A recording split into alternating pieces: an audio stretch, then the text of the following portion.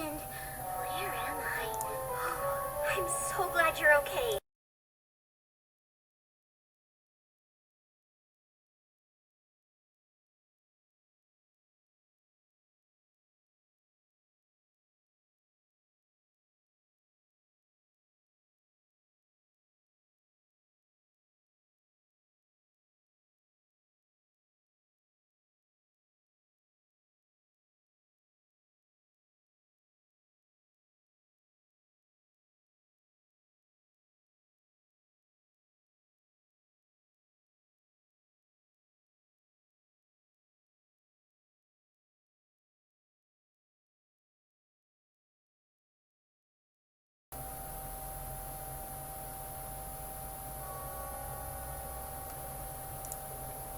The volcano was wreathed in acrid ashen smoke, filtering the early morning light and casting all colors in muted shades of gray. The only brightness came from the orange glow of the magma in the crater's core. On the volcano's rim, a dark figure stood, staring down at the molten rock. The elderly ram's emaciated frame was ill-suited even to the task of supporting the black-hooded cloak that covered it. Only his curling blue-black horns were visible. He didn't turn around when a teal Pegasus alighted a few paces behind him. The mare carried a full pair of saddlebags on her haunches. You took longer than I expected you to. Lightning Dust. The ram's wheezy voice was dry as tinder. I was beginning to think you wouldn't come back. I work better when the folks who hire me keep me in the loop. Maybe I would have got back quicker if you'd mentioned the dragons. The Pegasus snorted disdainfully and flipped her short orange mane out of her eyes with a flick of her head. The action revealed a fresh claw mark on the side of her face. The ram let out a desiccated chuckle. You said you were the fastest pony there is.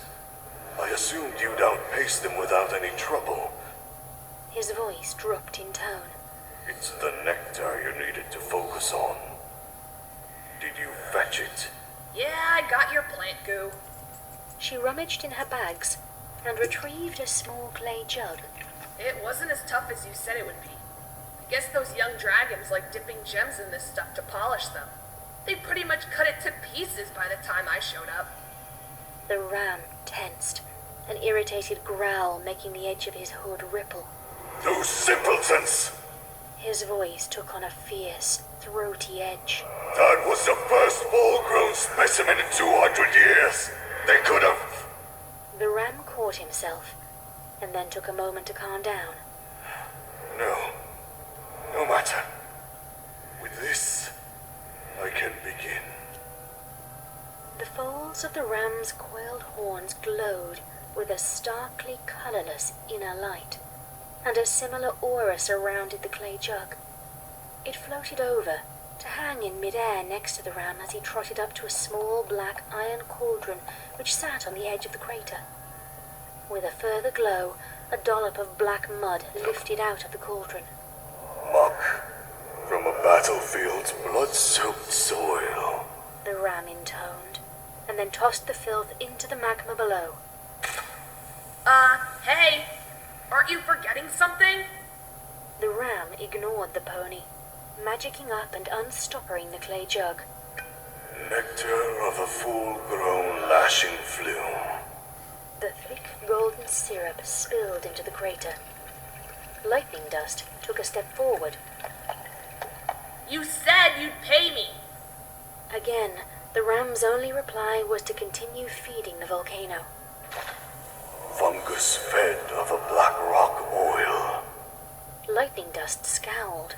Can you hear me? A tainted sea's unwholesome spume. Stop ignoring me, you old goat! She stomped over to within a pace of the hooded ram and snagged his robe in her teeth. She jerked backward, uncovering her erstwhile employer. She gasped. The thing before her was bare to its blackened bones. Its fleshless jaws were lined with hooked fangs, and its empty sockets glowed with baleful red pinpoints in place of eyes. A tarnished silver bell hung around its neck bones. A scrap of pickled hydra skin. The skeletal horror turned to face her at last. And blood from a traitor to her kin. A silver-bladed sickle floated up out of the cauldron. Lightning Dust backed away. Her ears drooped. What are you talking about? Me? You mean me? No way! I'm no traitor!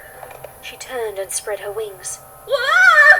With a flare from the undead ram's horns, Dust found herself hanging in the air, as still as a stone. Her saddlebag slipped off her haunches and dropped to the barren ground. Oh, but you are. By helping me, you damned your entire world. Ah! His magic swung the helpless Pegasus around, dangling her over the molten pit. The hovering sickle lashed out and made a thin slash across her right cutie mark. Ah!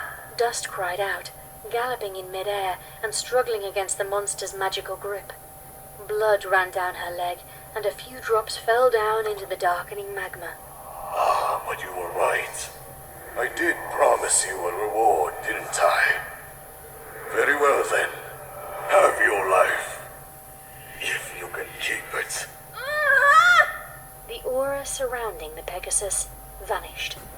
Dust struggled to right herself and catch an updraft as she tumbled down toward the bubbling surface. The heat singed her hide, but she gathered some precious lift. All around her, the magma began to bubble and seethe, a purple-black corruption spreading through the orange ooze like venom in a wound. The magma's level began to rise, and columns of darkened sludge surged upward like the tentacles of some vast undersea beast.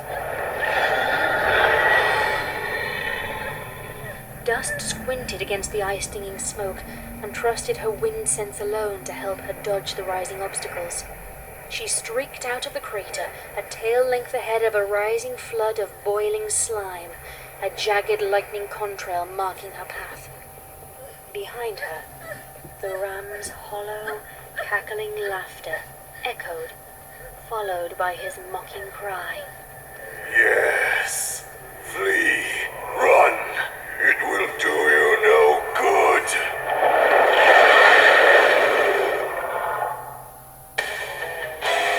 Everything you see is okay. If nothing seems it's going right, don't let your heart start to bend. Don't give up the fight. You cannot build out what you see. Only believe when everything just seems so